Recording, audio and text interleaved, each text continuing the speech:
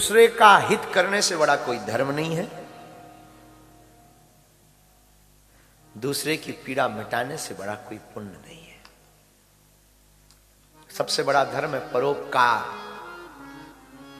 हो सके ना आप अपनी जिंदगी में दूसरों के लिए कुछ दिन जिए। अपने लिए तो सब जीते, कौन ऐसा यहां नहीं बैठा जो अपने लिए ना जीता। सोचता है अपना मकान बन जाए, अपनी गाड़ी हो जाए, अपना ऐसा हो जाए, अपना वैसा हो जाए। कौन नहीं जी रहा अपने लिए। पर सच बतावे भैया, मानव वही है जो अपने साथ साथ दूसरों के लिए भी जिए, वरना मानव नहीं है। दानव में और मानव में अगर कोई हमसे अंतर पूछे तो महाराज जी, दानव में और मानव में अंतर क्या है?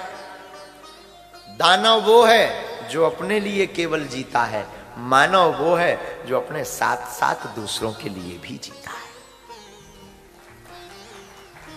और कोई परिभाषा नहीं है दानव और मानव की। अब आपको स्वयं निर्णय करना है कि आप अपने लिए जीते हो या अपने साथ साथ दूसरों के लिए जीते हो। कोई हमसे पूछे महाराज जी, जमाना तो बड़ा स्वार्थी है, किसके लिए जिए? कोई दिक्कत नहीं, आप अपने साथ साथ अपने लिए तो जिए, पर अपने साथ साथ अपने धर्म के लिए भी जीना सीखें। चाहे जहां रहो, चाहे आप जिस परिस्थिति में रहो, चाहे आपके जीवन में जो भी हो, याद रखना मेरे भाई बाप, आप अपनी जिंदगी में कभी धर्म मत छोड़ना। अपने धर्म के लिए तुम जीना। मेरे साधु, दानव और मानव पर चर्चा चली है तो एक वाकया हमें बहुत याद आता है। एक बार राक्षसों ने ब्रह्मा जी से कहा कि तुम देवताओं का निमंत्रण करते रहते हो, हमेशा भोजन के लिए इनवाइट करते रहते हो, कभी हमको भी बुलाओ, हम भी खाने आएंगे, भोज करने आएंगे, न्योता पाएंगे। तो देवताओं ने कहा, ब्रह्मा जी ने कहा, देखो भाई बुलाएंगे तो, पर तुम लोगों को खाना आते ही नहीं है, खाना तुम ठीक से खा नहीं पाते हो क्योंकि तुम दानव हो ना। तो राक्षसों ने कहा कि नहीं, हम पाएंगे, हमारा भी निमंत्रण करो। ब्रह्मा जी ने देवताओं का भी निमंत्रण किया और दानवों का भी निमंत्रण किया।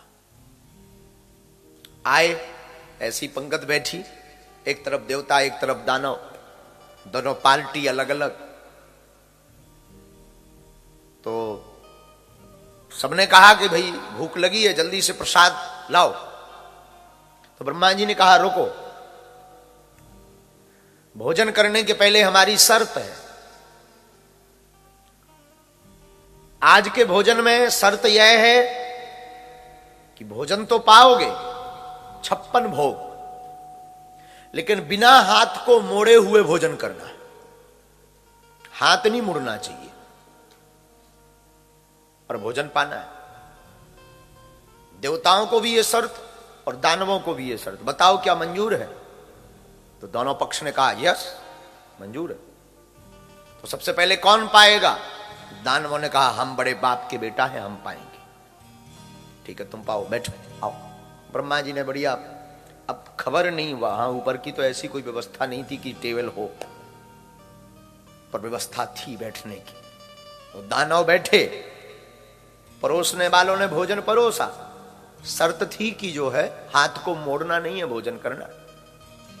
अब रसगुल्ला लिया, काला जामुन, अब मोड़ना तो है नहीं, ऐसे ऊपर ले गए, ऊपर ले जाकर के छोड़ा। अब जरूरी थोड़ी कि निशाना मुंह में लगे, तो किसी का आंख में, किसी का नाक पे, किसी का यहां पट्टूड़ा, एक का तो यहां गिरा होंठ पर भीतर नहीं गया।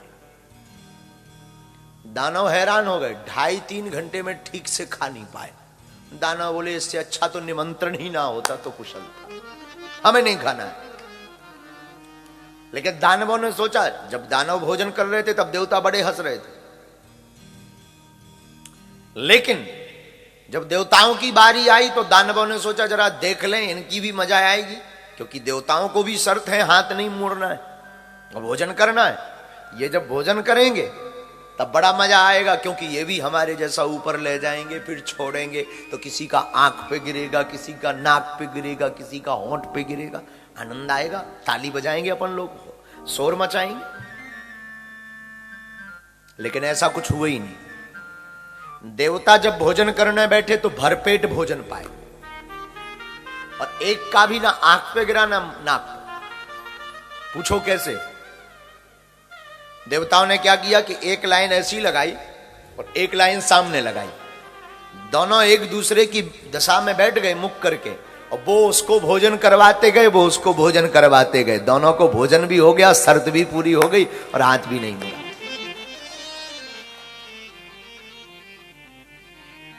राक्षसों का माथा खराब हो गया, दानव बेचारे माथा पीटते हुए घर गए। इस कथा का आशय है, जो अपने लिए केवल भोजन करने का भाव रखता वो दानव है, वो हमेशा भूखा रहता है। जो अपने साथ साथ दूसरों के लिए भोजन कराने की चेष्टा या संकल्प रखता वो देवता है, वो मानव है, वो खुद तो संतुष्ट होता ही है और लोगों को भी संतुष्ट कर देता है। हमारा निज अनुभव है, खबर नहीं आपकी क्या इस पर विषय है, हमारा निज अनुभव है, जो मजा भोजन करने में नहीं है वो करवाने में।